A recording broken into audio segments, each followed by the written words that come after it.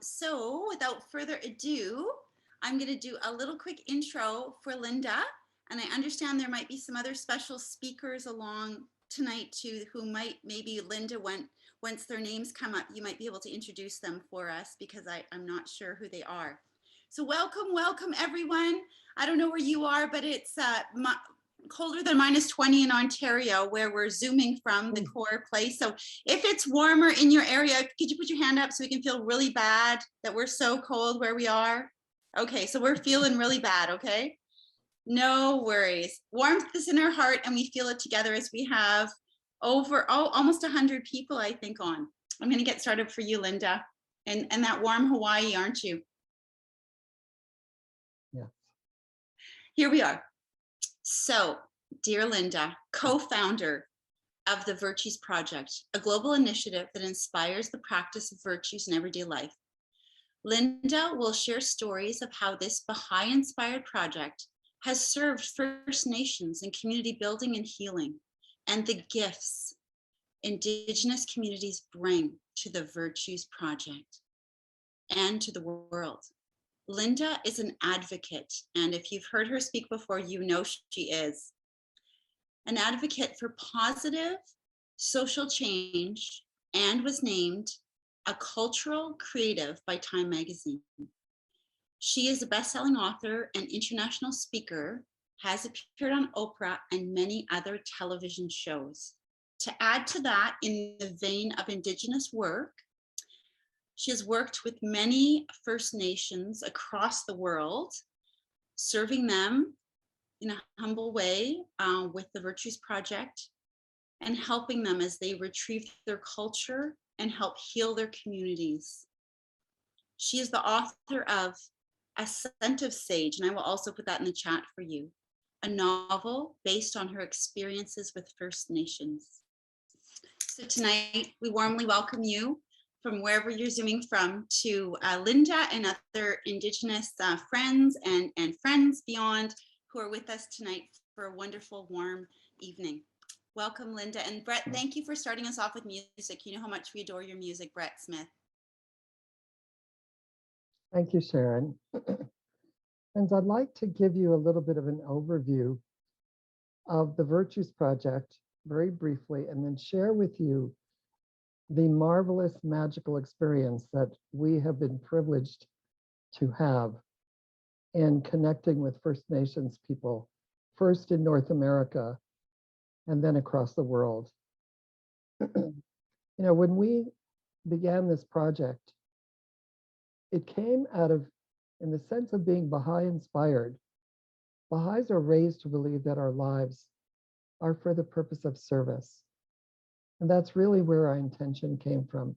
How can we be of service? We were very, very concerned about the rising suicide rate amongst our young people. And many of those young people, some of the highest rates of suicide are amongst Indigenous people, the Maori of New Zealand, the First Nations of Canada and the US. And I feel we were guided to look into the sacred texts and the sacred traditions of all cultures to find how can we help people to know the meaning of life? How can we help them to know that their life has a purpose? And so we looked into these sources, these divine sources, and found that the virtues are the unifying link, this beautiful silver thread running through every one of these traditions: courage, love, honor, integrity, truthfulness, trustworthiness. These are the virtues that all people value, and they practice them differently in different cultures, but they all value them. So we decided that we needed to write a book for parents because that's how you reach the children.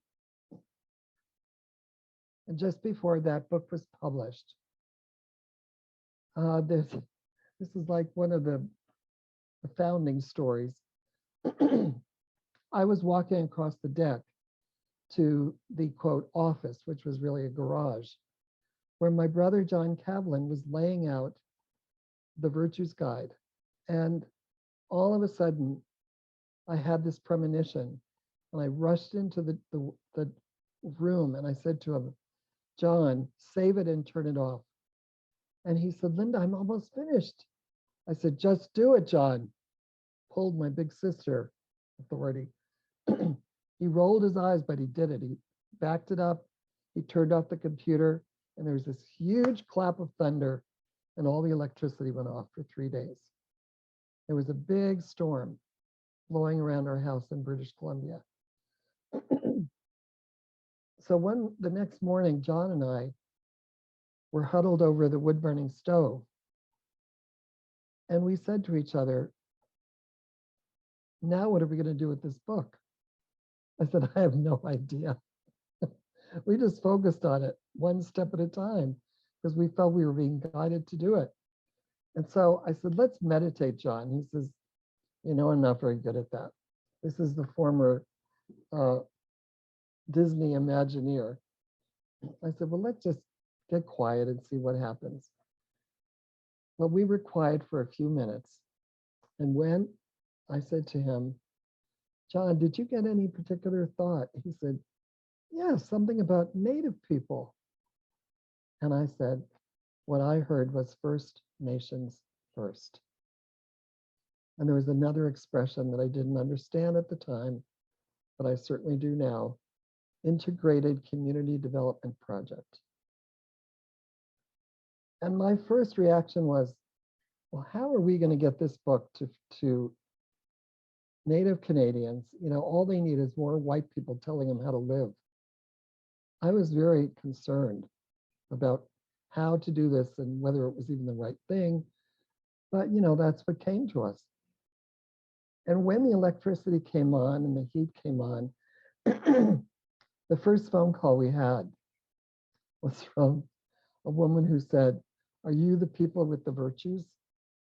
Will you bring that to our people? And I said, who are your people? And she said, the Tsawwassen First Nation of Kinkom Inlet in British Columbia. And that was our first workshop.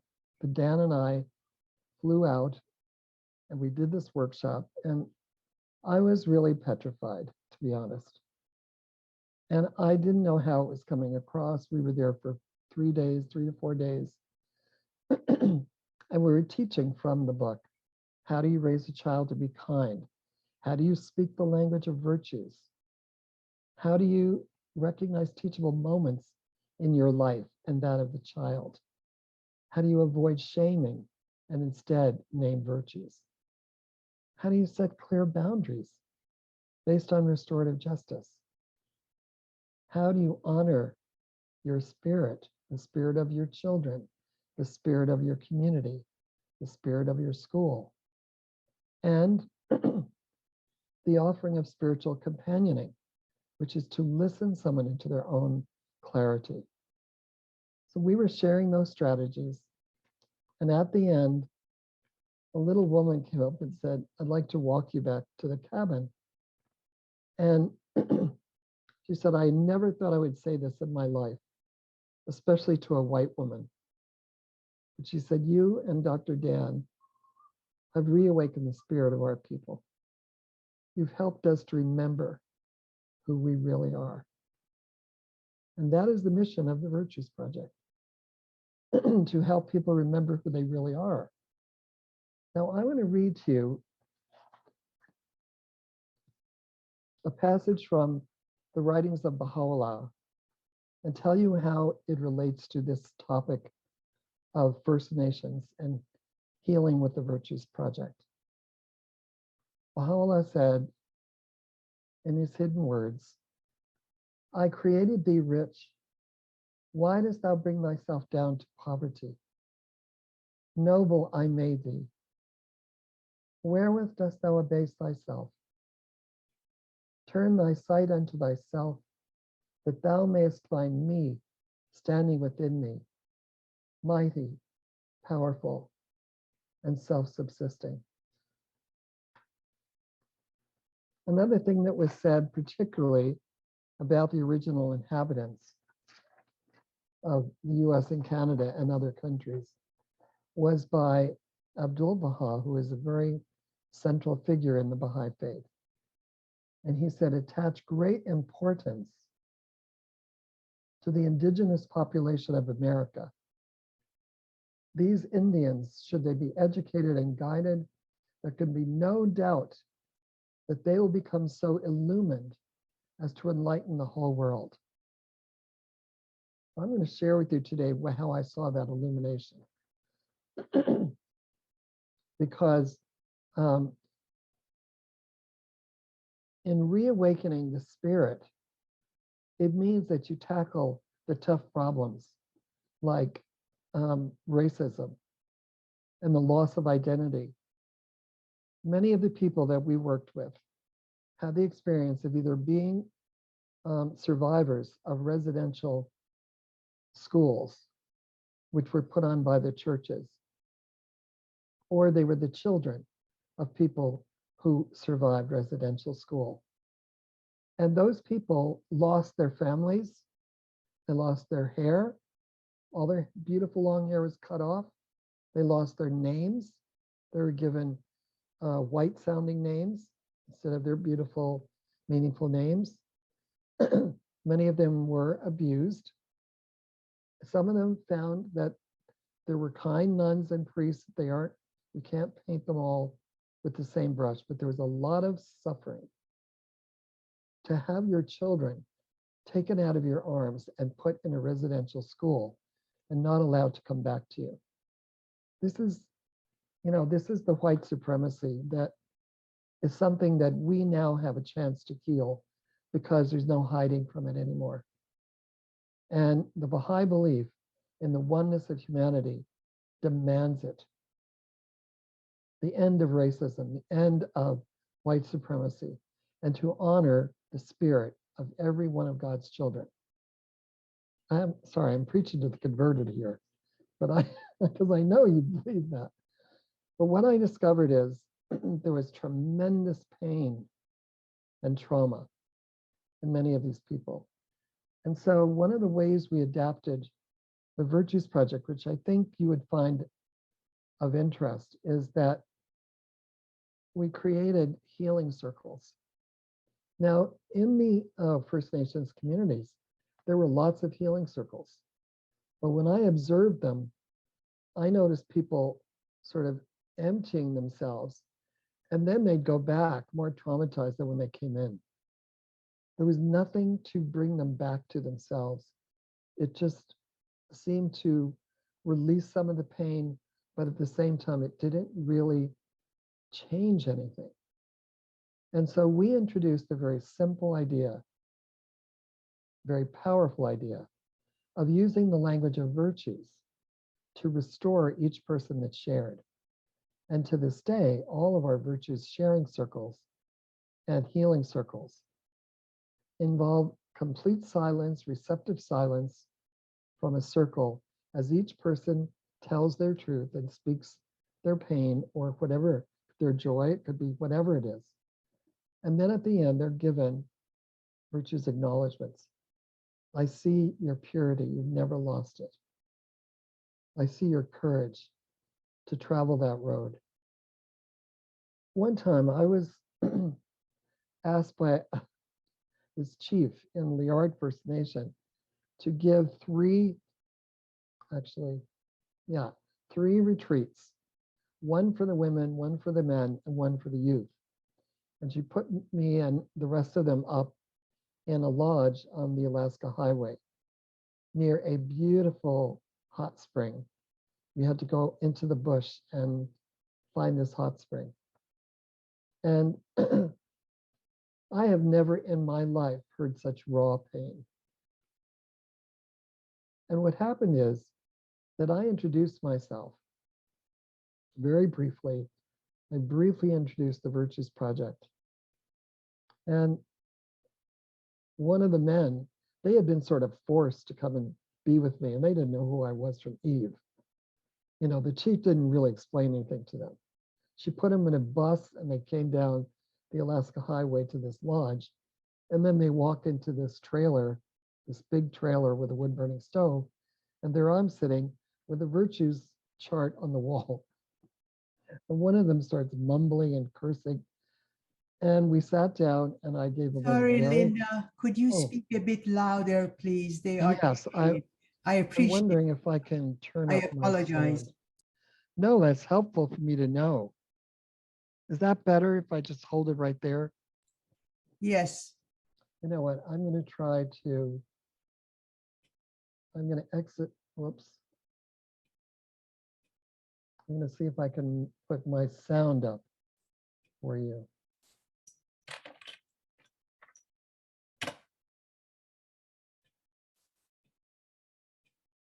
How's that? Is that better? Much better. Thank you. Okay. Ooh, now I can really hear you too. Okay. I won't talk. No, that's fine. I'm very glad you did talk, actually, because the last thing I want is not to be able to be heard. So that was very helpful for us. Okay, so now I've lost everybody's picture. Okay, there we go. So friends, this man came in, he was really upset about being forced into this. He was a member of the tribal council, and he didn't like being dominated by this female chief anyway. So he comes in and he's using the F-bomb all the time. He's saying F this, that. And I said, what's going on with you? After I gave the little intro, I said, everybody put on a shield of compassion and detachment. We're going to hear each other deeply. And that compassion will allow you to feel some compassion for the other person, but the detachment will help you to keep from taking their feelings on. And then we're going to learn the language of the virtues to acknowledge each other. And then I turned to him and I put my chair right in front of him and I said, what's going on? He said, I hate white people. Using the virtue strategy of spiritual companioning, I said, what do you hate? And he started telling his story and it all came out. He just emptied his cup and I sat there just holding space with detachment and compassion. And he cried and we all cried. The tears just came down everybody's face. And he told about his torturous time in the residential school. And at the end, when you companion someone with the virtue strategy, you say, what was helpful for you or what's clear for you after sharing that? It brings them back up out of that state of pain. And he said, this is great. I want to stay. And from then on, he was my best buddy. He wanted to sit with me at all the meals. When I used to go back to the Yukon, he would always find me and he would bring a moose or something. And he really became a tremendous advocate of the Virtues Project. So, friends, even though this, we have never had a hidden agenda to impose teachings of any faith on anyone, but we do honor all of the teachings, the great teachings that are in the world that God has given to us as the basis for all the work that we do. So I want to share a couple of other ways that we apply this in First Nations. And then I'm going to share with you the gifts that we've been given from them. One is there was a group called Deninatseditan in the Yukon, which means the healing of the people, healers of the people. And they asked me to give them a special workshop just on spiritual companioning. They had all taken an introduction to the Virtues Project, but they were burning out. They were dealing with so much suicide and family abuse and so on, and alcoholism, and they were just exhausted. And so we focused on the art of spiritual companioning. How do you detach when you're listening to someone in pain? How do you honor their capacity to develop their own strength to deal with what is going on. And so instead of taking the pain into themselves, they walked along with the people. They learned how to companion them, not to try to change them, but actually they had much more effectiveness after that. And they told me that they started companioning each other every day. They'd have one time when each of them would have a partner. They would let each other empty their cup. They would do whatever they needed to do to cry or express how hard it was. Then they go right back to work. And it really sustained them. So that was one example. I think I'm just going to share that this has been adopted all across Canada and in many Indigenous communities around the world because it so fits with the need to retrieve identity and to retrieve one's culture. Because when your identity has been destroyed through shame, through racism, through the stealing of your land and the stealing of your culture, and people have tried to assimilate you into a white culture instead of honoring the spirit of your culture, there is a huge loss of that sense of nobility, that confidence that I am a person of worth. And I think it's behind a lot of the pain that First Nations go through that has them turn to alcohol and drugs and all of those other things. And I think I want to tell you, when Abdu'l-Baha talked about they will become so illumined as to enlighten the whole world, what I learned from First Nations people is way more than what I've been able to impart to them. Or when I say I, Dan and I and others that have worked with the Indigenous people. Because what I learned from them was a huge emphasis on unity, on wholeness. For a true First Nations person, there is only one world, and that world includes the Creator in all things.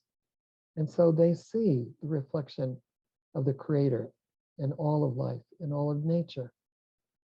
I learned to stand on the earth with my bare feet to pray and to feel the power of Mother Earth. I was given the gift of a vision quest by a young medicine man. And I learned to honor the power animals that would come into my awareness.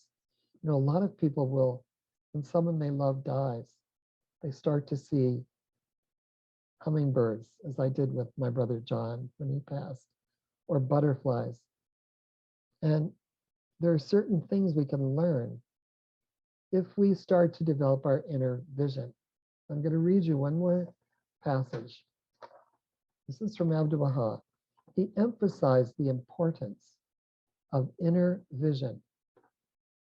And it's the mystical aspect of faith. And it's also one of the greatest and most important spiritual capacities that we all have.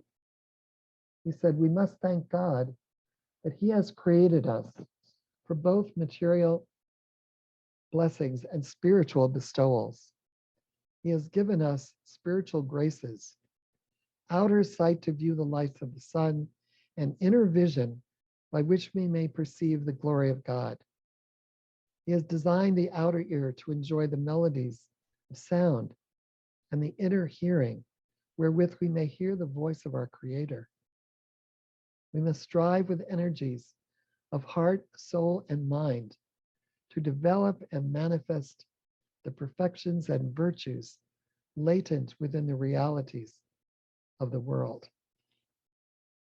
Now, my experience is that this inner vision, this deep inner perceptiveness, when there is healing for an individual, when they are undergoing a healing journey, my experience of Indigenous people is that they have a very heightened capacity to be illumined by their inner vision, and they can express it to others. They express it in art, they express it in music, they express it in words. So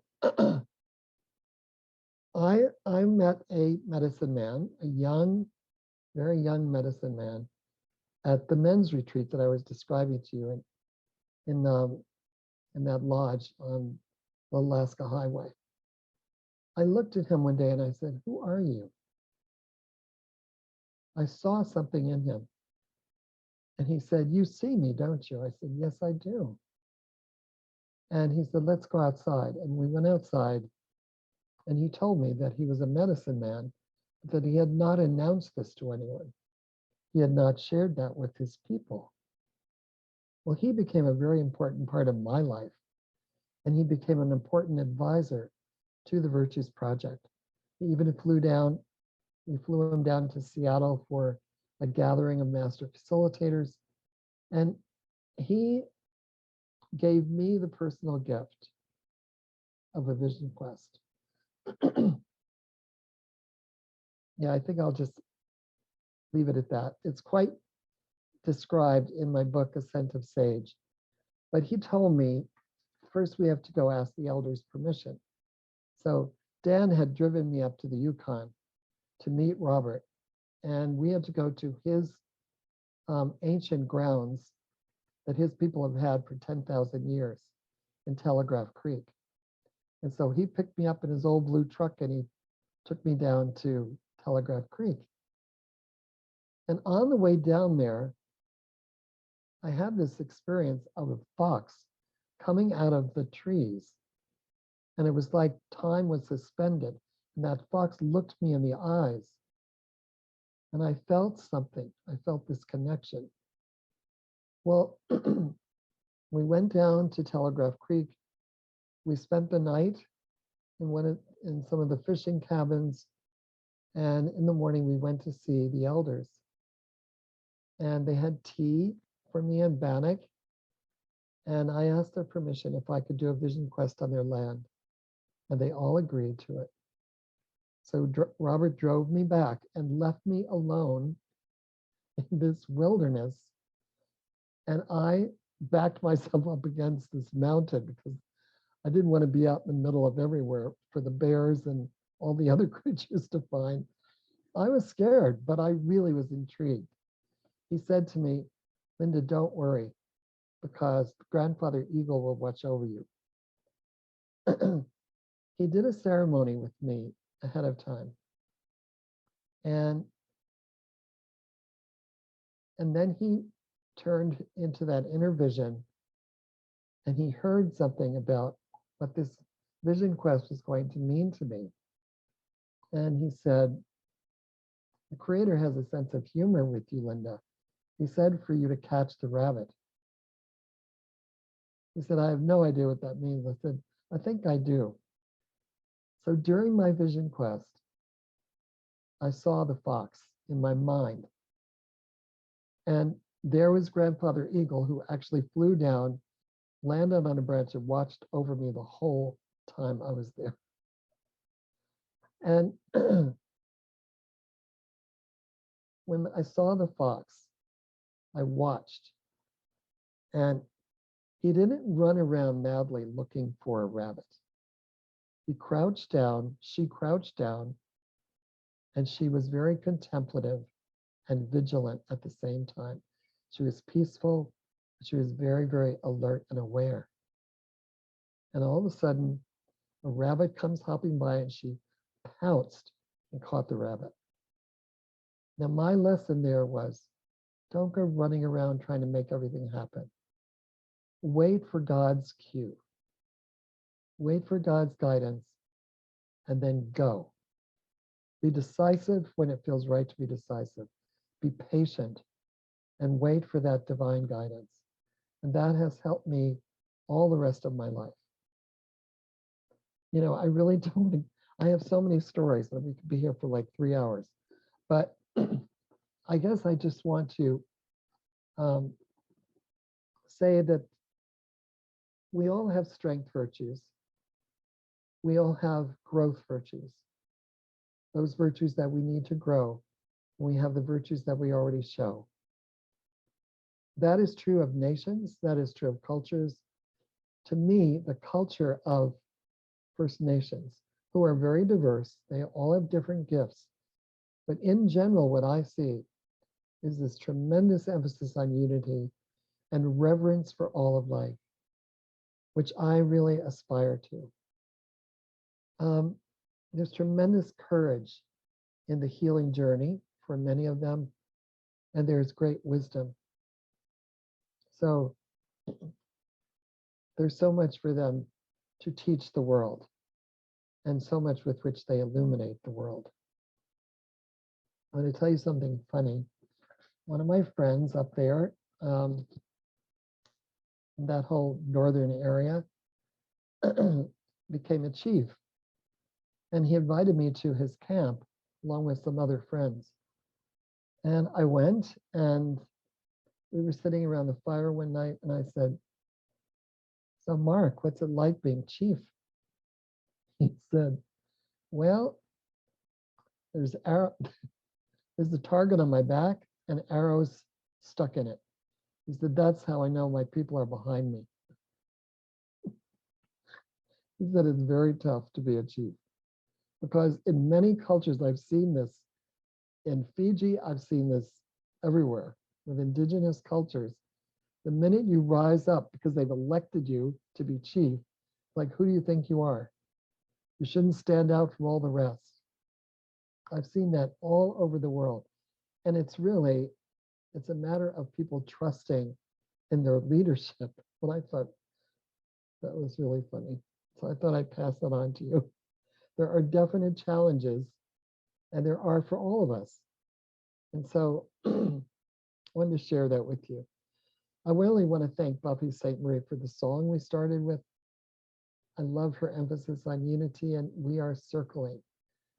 The main thing to me that the Virtues Project has to offer the world are the 5 strategies.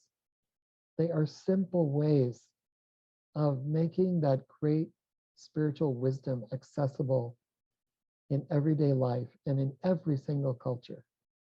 And it has been an absolute blessing and a privilege to be able to be part of serving the world with those strategies and with the virtues. Now, friends, I have a few people that said they were coming, and these are some of the First Nations people that know about the Virtues Project, are engaged with it. And I'm just wondering, oh, somebody made a comment. Let me see.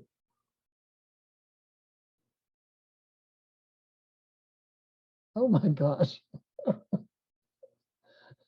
Okay, Christine Ailing commented about A Scent of Sage. She said, one of my Indigenous friends read A Scent of Sage, and she said it was the best book she had ever read. Little shameless self-promotion there.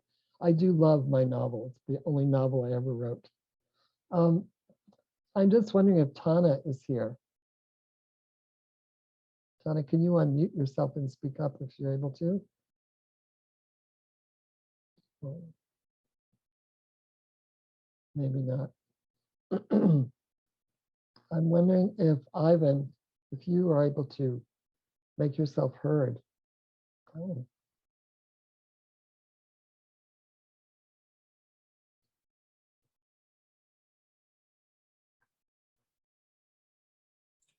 Can people unmute themselves?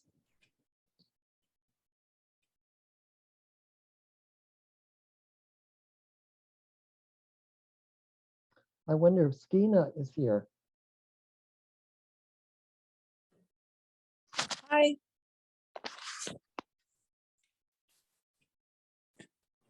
I can't hear you. You're on mute. Yes, I hear that I'm on mute. Oh. Skina, very good to see you. It's been a while. Thank you so much for Uh, inviting me. I love you so much.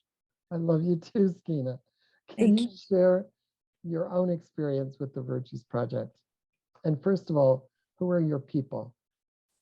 Well, my name is Skeena. I'm a single mom. I'm 47. I live and work in the Comox Valley. I'm an artist, and I might have two little cute visitors coming up and down the stairs. Um, I have been sober for 11 years. I met Linda when I went to a family treatment center in Port Alberni, which is in BC on Vancouver Island.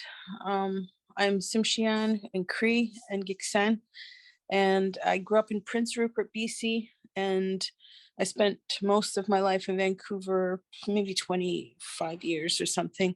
And now I've been on the island for probably almost 15 years, which feels Mhm. flying by, probably because and so my kids are not as young as they used to be, and I just love watching them grow. Um, when I was at the treatment center, Linda came as a representative and did like an introductory class to the Virtues Project, and they had a poster on the wall of all the virtues, and it was so simple as a graphic that I was drawn to it because I'm always drawn to mentorship type relationships. Anything that I can get my hands on that will better my life or make sense to me makes me feel safer. And so when she did give her introduction, I immediately just felt like it was giving voice to something that I knew intrinsically. Oftentimes in Native communities, we have elders, and if you're lucky, you got really good ones,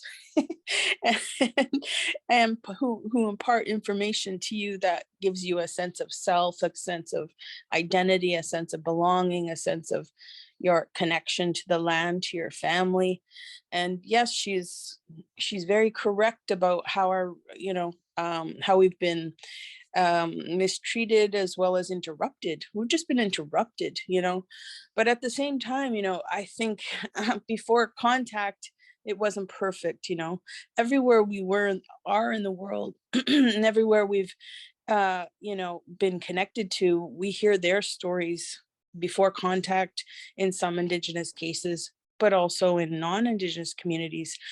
We are a fledgling humanity, and I think in many, many cultures, they have wisdom and to share. And I'm not familiar with the Baha'i community. I just know that they're really nice and they try really hard to work together in a loving manner. And there's some wisdom there that they gravitate to. And so, when I hear Linda talk about the connections that she's made to her friends in the Native community and the places that she's been to.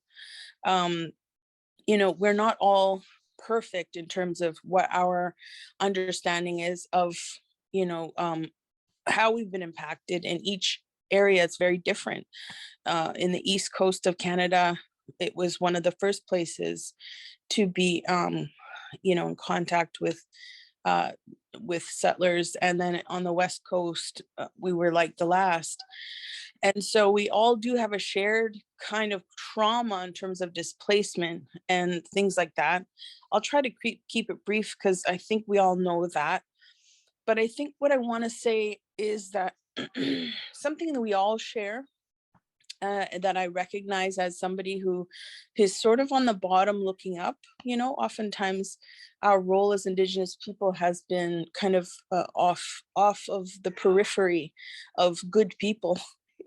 And unfortunately, the mirror isn't a two-way mirror. You can't see all the goodness that's happening in our communities, all the beauty, all the trying, all the wisdom that still exists. And so, it was familiar. So this whole program was familiar to me.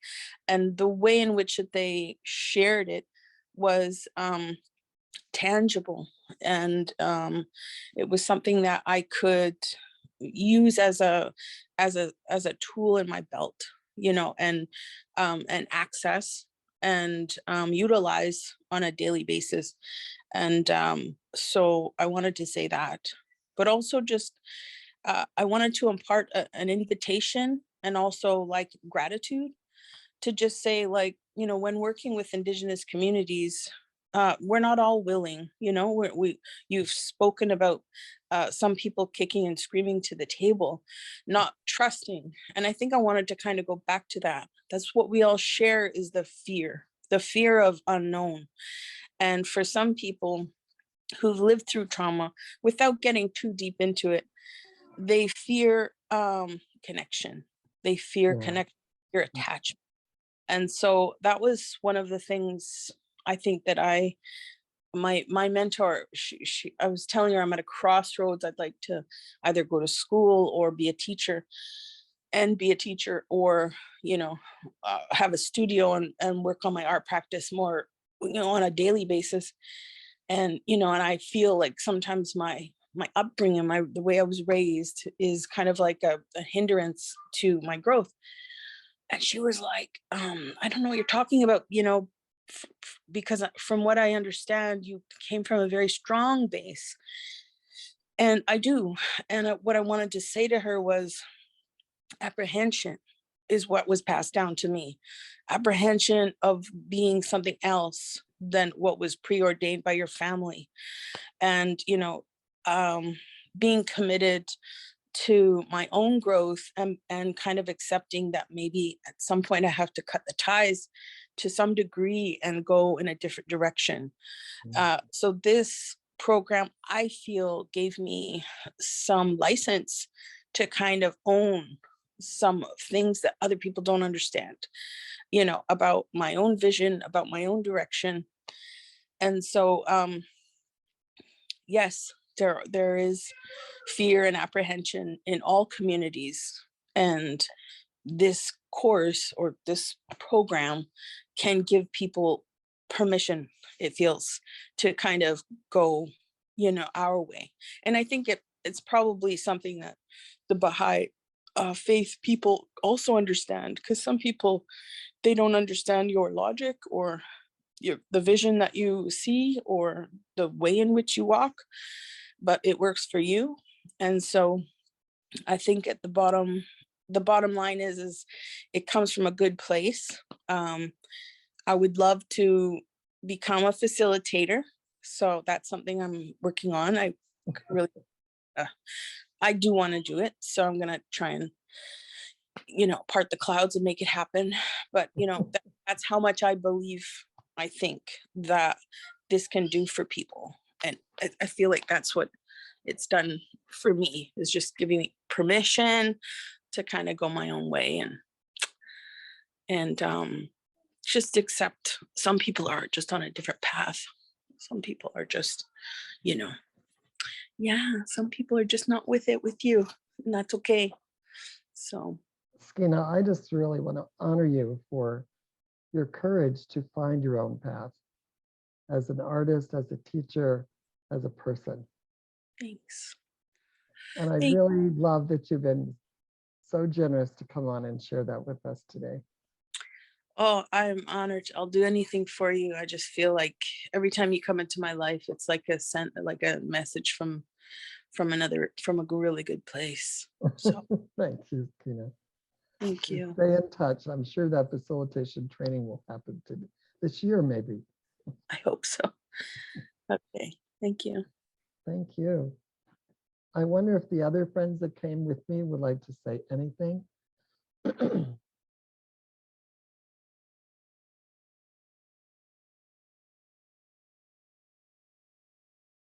I'll just tell one more thing, and then I'd like to open it to everyone for comments and questions. One of the people we have here with us today is the former director of what's called Cots Common. And I think that our relationship with that family, what did you call it, Sadie? Like a family healing center that whole families came to be healed. And talk about integrated community development. What they did was they used the virtue strategies in the ones looking after the children. They used it in their healing programs. They had virtues picks every day, which is one of the main practices of the Virtues Project. And we've been in a relationship with them for, I'd say it's over 25 years. And to watch that program flower was really, really meaningful to us. And I hope to them as well. Now I want to set a little boundary here.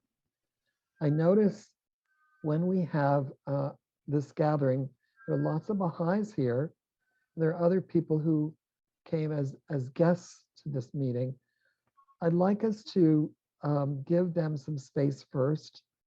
So if anyone who is a guest who is not a Baha'i has any questions or comments or thoughts, I'd like you to share first, just out of courtesy, and then we'll open it to everybody. Can I say something? Oh, Lisa, sure. It's me. Hi. Oh my gosh. I know. I didn't think Tell I'd them who make. you are. Tell them Yeah. who you are. So I'm Lisa Robinson, the executive director now at the Family Treatment Center, Cots Common. I didn't think I'd make it because I was driving home from there, and but I managed to catch the last bit, and just wanted to let you know that it's still alive and strong. You know, we still use the virtues, you know, every day. That's how the adults, children, and they start their day with a virtues pick. And, you know, we've combined it now with Circle of Security, which is another parenting attachment parenting model. But so we start with that, and then but the virtues is what kind of helps them to find that language, you know, to be able to form that attachment, rebuild that attachment. And, you know, that's all we're focused on now, even though all these horrors are coming to light, you know, of residential school and that broken attachment, how that's all come to light. But what we do is we're focused on just reconnecting, and it works, you know, it works. I'm not part of the Baha'i community, but I totally respect everything you do. I think everybody has their own way of worshiping. And I was told by one of my elders, you know, late Elsie Robinson, she said, it doesn't matter how you pray, just as long as you mean it, you know, from your heart. And it was so good to listen to Skeena. I was like, oh, I know that voice, and got really excited when I heard her. So, but I just wanted to tap in because we need we've got lots of new staff. A lot of them didn't get trained, you know, and have because you did your last training with us before you took off into the sunset, you know. But it left an impression. It's part of us, and it probably won't ever stop. But yeah, I wouldn't mind getting, now that we're on Zoom now and you're zooming in, maybe we'll set something up for our newer staff. So just thank you. I just wanted to say hello, and you look really good, and I'm glad everything's still rolling along. So thank you. Oh, thank you so much. It's so helpful to hear how sustainable this program is. It's been there a long time. And I love that you're using it as a resource with other new programs that are coming along. We'll make sure that you get some refresher courses going.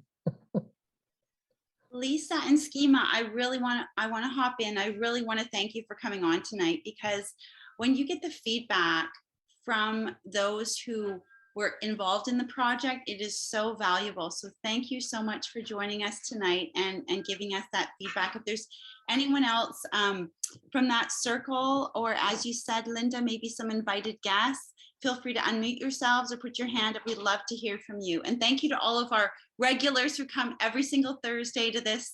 Farouz is the person who sets us up. If anybody wants to leave their email in the chat, I'm sure she will send you an invitation. Thank you so much again, Lisa and Schema. Hi, I'm Sadie. I'd like to just say a few words too. Thank you, Lisa. Lisa and I have been, we go back about 30 years when I moved out to the coast, and I was the past executive director of the treatment center. And when I retired, Lisa took over.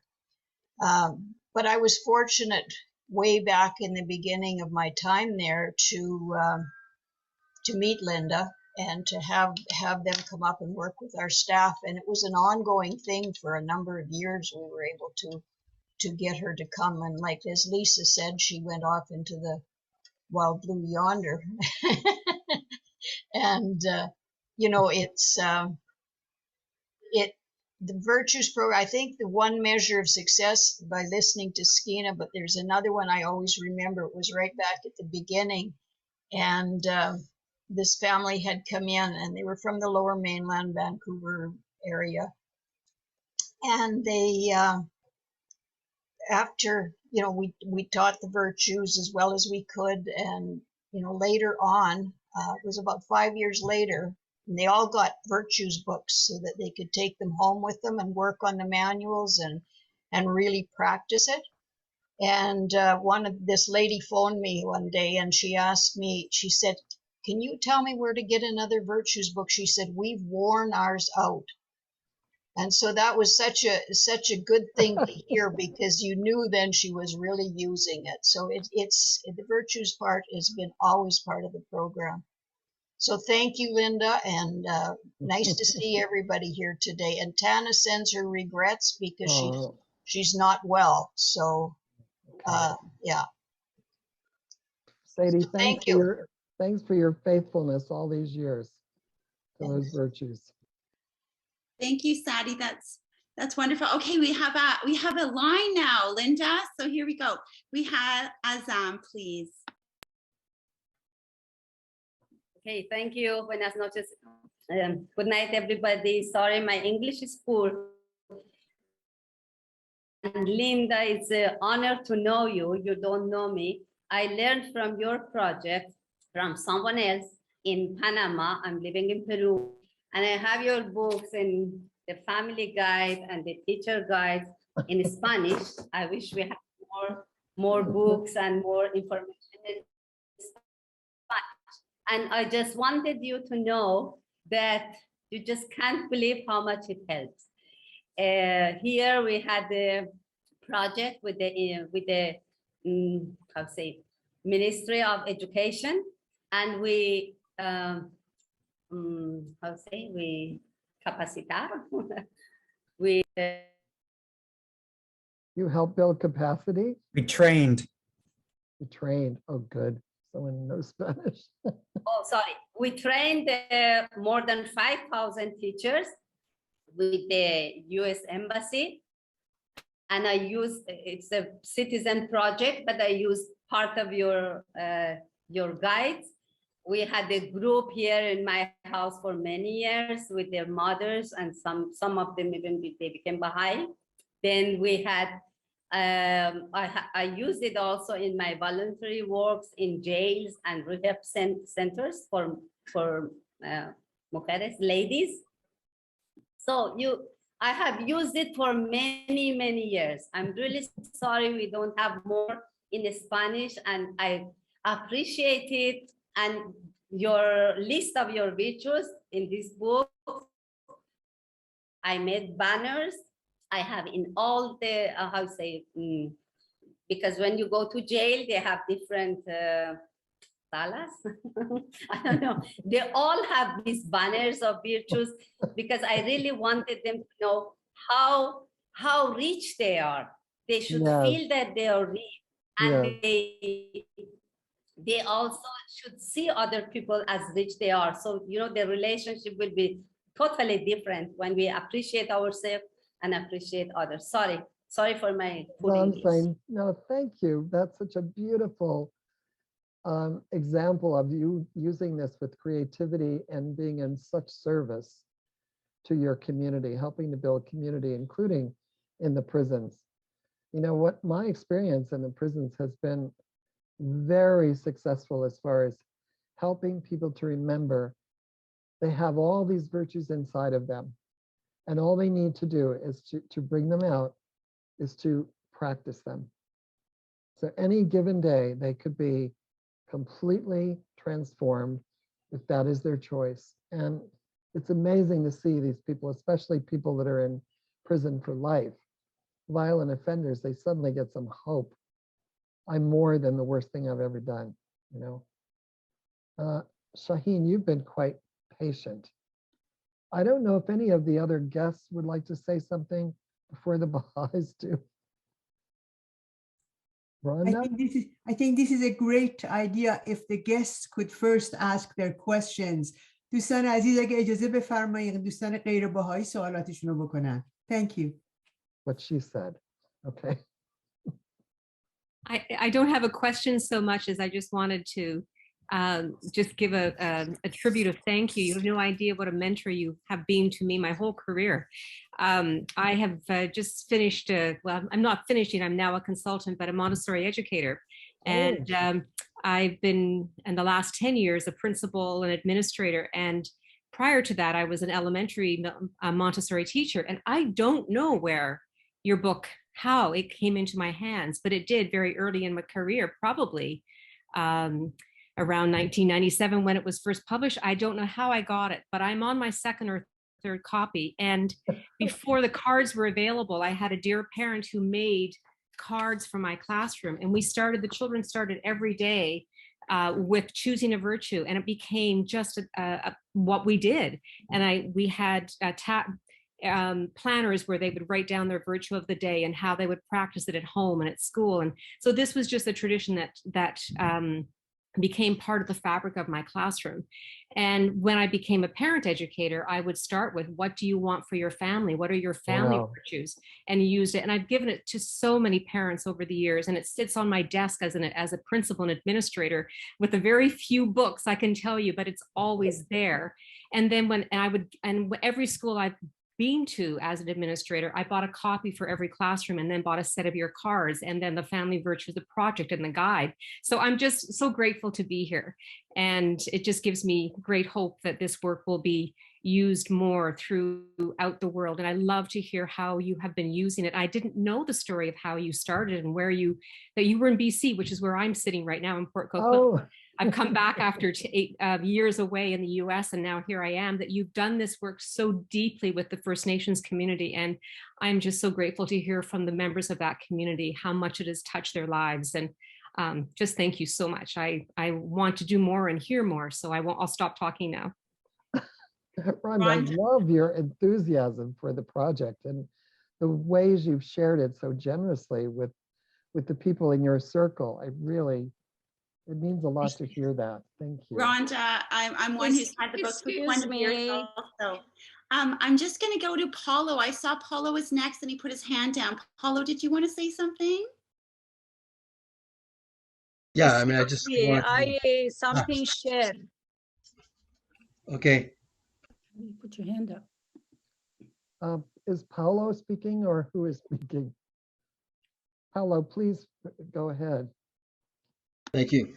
Now, I was just going to mention about, kind of growing up.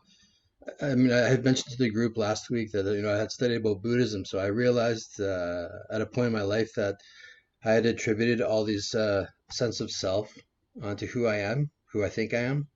And so I had to get rid of all of that. And so one of the things through the Baha'i faith, there's actually the long healing prayer. And the fellow I was studying with actually mentioned to me that all of those are like the virtues. And so, I love how you said that these are what's actually inside of us, because we had been speaking about it, and it's like, do you feel that once we kind of get away from like all the trauma or the hurt and these limiting ideas that we have of ourselves, that actually those virtues start to shine in a person? We're always saying that, oh, I'm not good enough, or I can't do this, or like these types of thoughts. have been almost entrained into our being. Of course.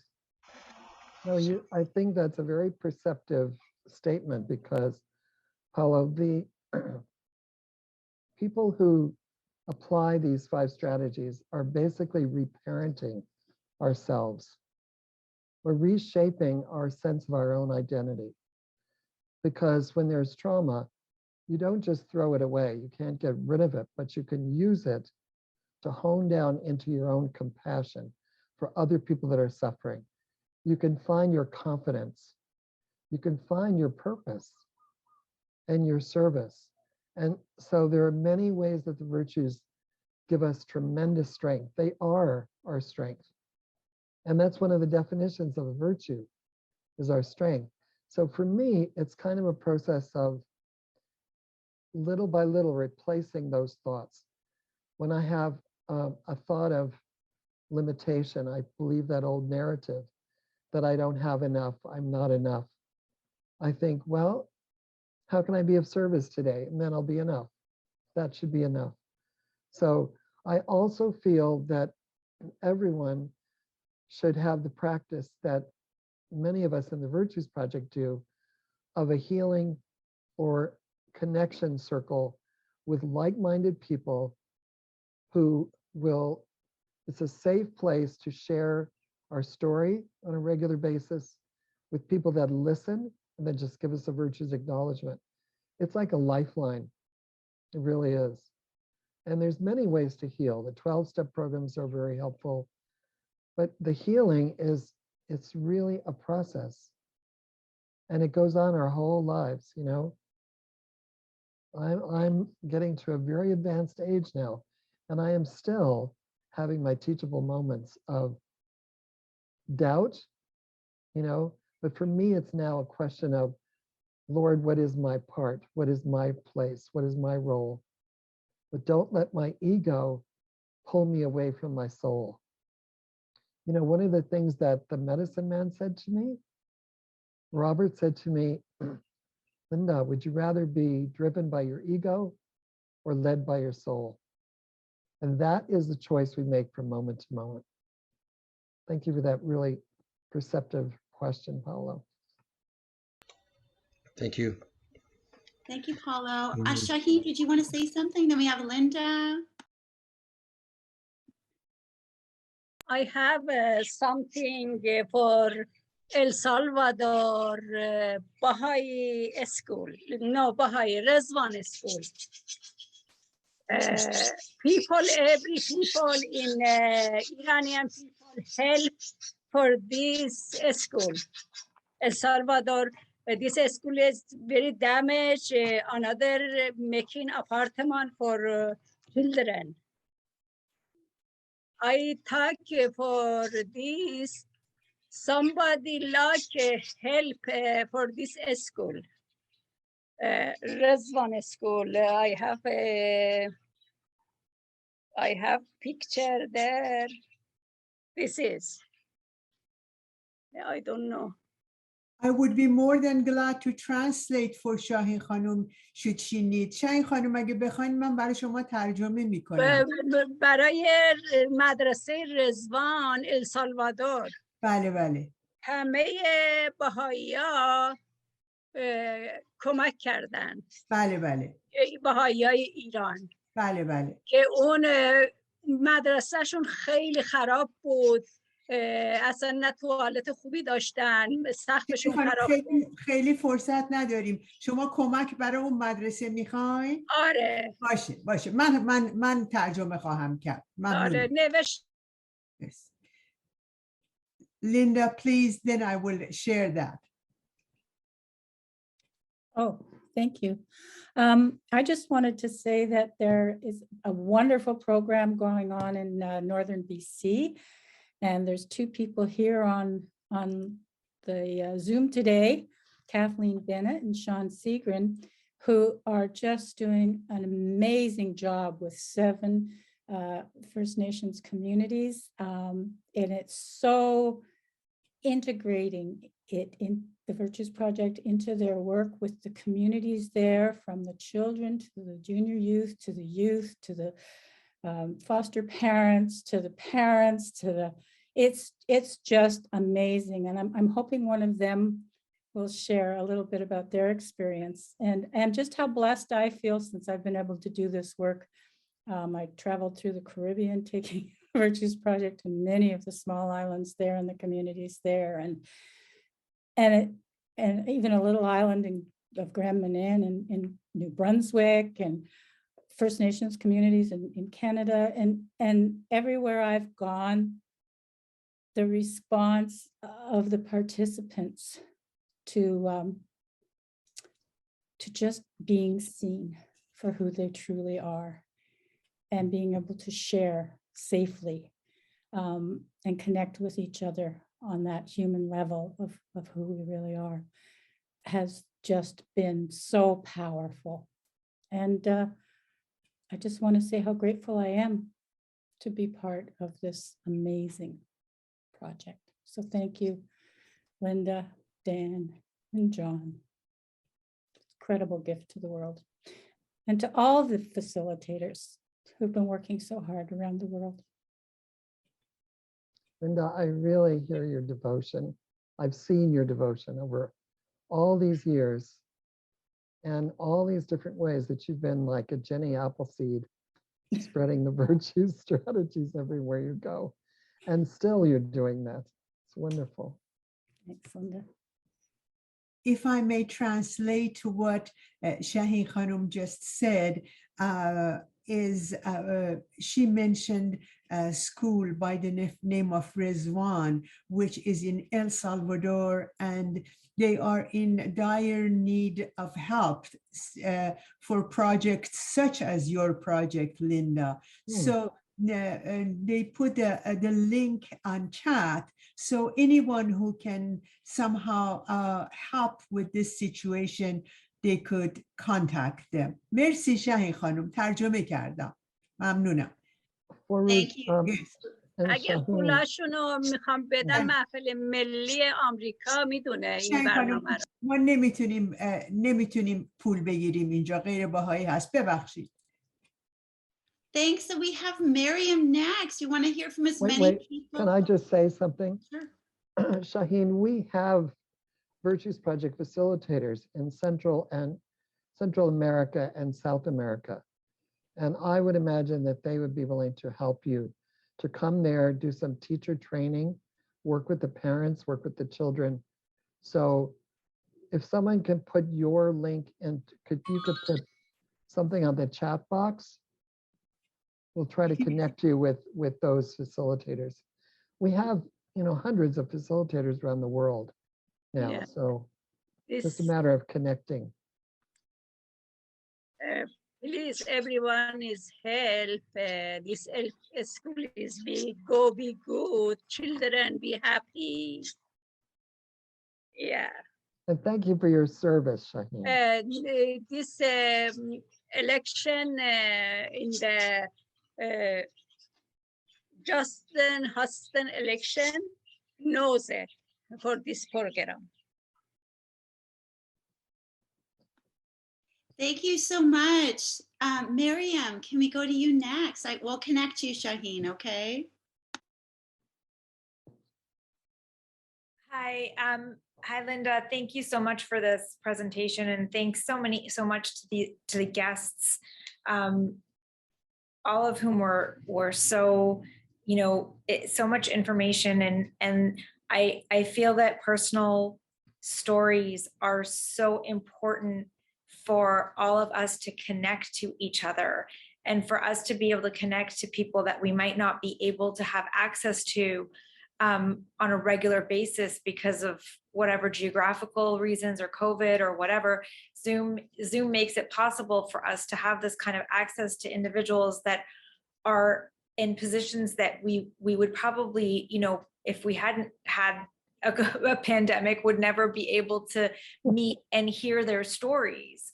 And I always feel such gratitude when I hear stories from First Nations people about their experience. And I feel that, it's something that is so important for all of us to seek out and to connect to, so that we can become a part, we can become one whole, just as that First Nations people were one whole before we came here, before settlement, right? I think that in order for us to survive physically and spiritually, as a human race, we have to connect to First Nations traditions and First Nations spiritual, the spiritual connection they have with the Creator and with the land that we may have one maybe thousandth of. And it's only through our connection with them and with their connection that we can strengthen that. And I truly believe that. And I really, I really see that, physically as when you look at the wildfires, for example, in BC, and the fact that, First Nations have always had ways to avoid having those kinds of environmental disasters, and not bringing them and their practices into the mainstream practices of the entire world, has led to so much destruction and harm and pain for everybody. Yeah. And it's just proof that when you try to subdue people, when you attempt to genocide anybody, that is never going to be something that only happens to them. That ends up happening to you. And I say that, as somebody who works in the justice system, in the family law justice system, and as somebody who struggles as a settler to figure out how it is that I, as an individual, have to atone and contribute to this country and to this society, I see, all of the children that are not First Nations children that suffer because of the family court system. And it's the same family court system and the same judicial system that oppressed First Nations people. And now it's everybody that is affected. It's not just First Nations people. And I think that it's just a lesson for humanity, I think, to realize that when you have oppression, that oppression doesn't just stay in that one place that you think that you place it. And so one of the, and I just wanted to say that, and I just wanted to say, I think it's so important to recognize that, because I think that's something that I see every day in my job. And what I want to ask Linda is, do you have a plan to bring this project into the family court system in Canada? And is there any kind of, have you thought of that? Because I really can tell you, I'm a family lawyer, and I do a lot of child protection work as well in Ontario. And I see the need for this program in a family law context desperately. Well, you sound like you're the perfect link between the Virtues Project, because I hear your passion for equity and for understanding the need for healing the relationship and restoring respect and honor to Indigenous people, realizing the loss we're all suffering. I'm just thinking that I think there's some facilitators here from Ontario, but you can always go to contact us at virtuesproject.com.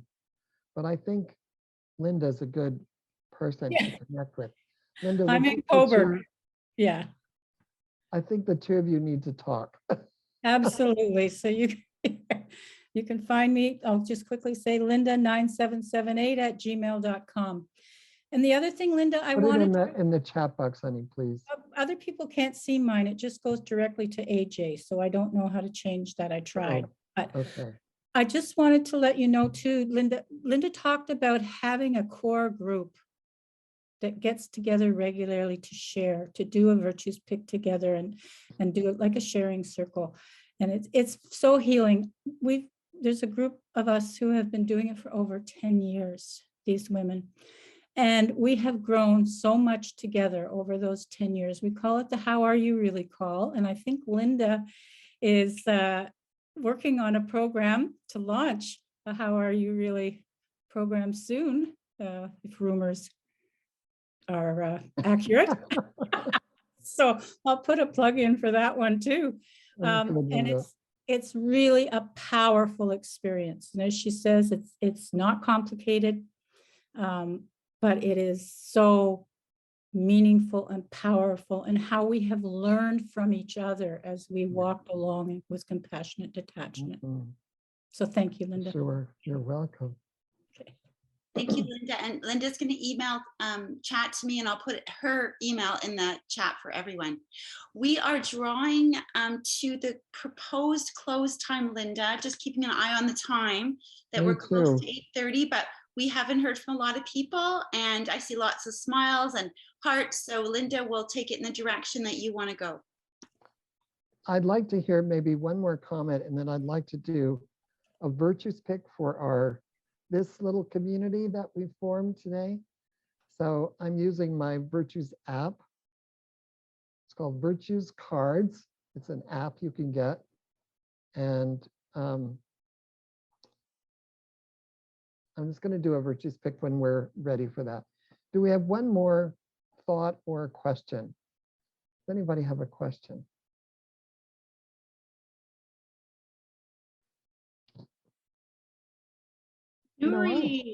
Oops, sorry. Go ahead.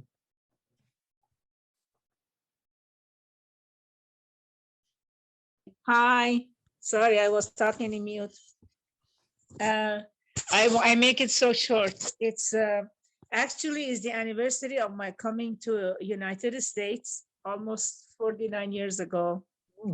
And I wanted to share with our Indian friends here. That's what I call them. So sometimes you call them First Nation or anything.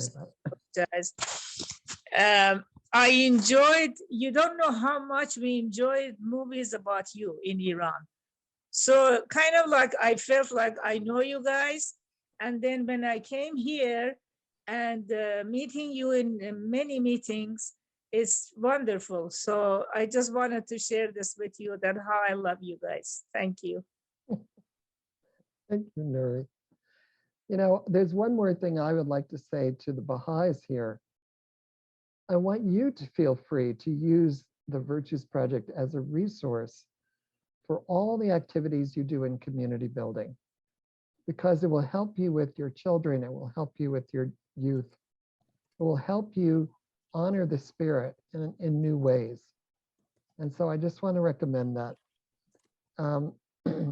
It's, you know, it's a resource for everyone, really. Okay, so I'm going to do a virtues pick. You get this app on your phone, and I'm going to shake it and see what comes up. Oh, good. Cooperation. I'll show you the picture. Together we are more. Oops, I can't get it to turn. Okay. Well-being depends more on cooperation than competition. We seek not to overpower, but to empower. Respecting all viewpoints, a greater truth arises. Joining forces, we can change the world. And the quote is from His Holiness the Dalai Lama. Let's see. All the desirable experiences that we cherish or aspire to attain are dependent on cooperation and interaction with other sentient beings. You know, I think that's just the perfect theme for what we've shared together today, that we need to cooperate, we need to be together, we need to recognize our oneness and receive the gifts that we all have to give each other.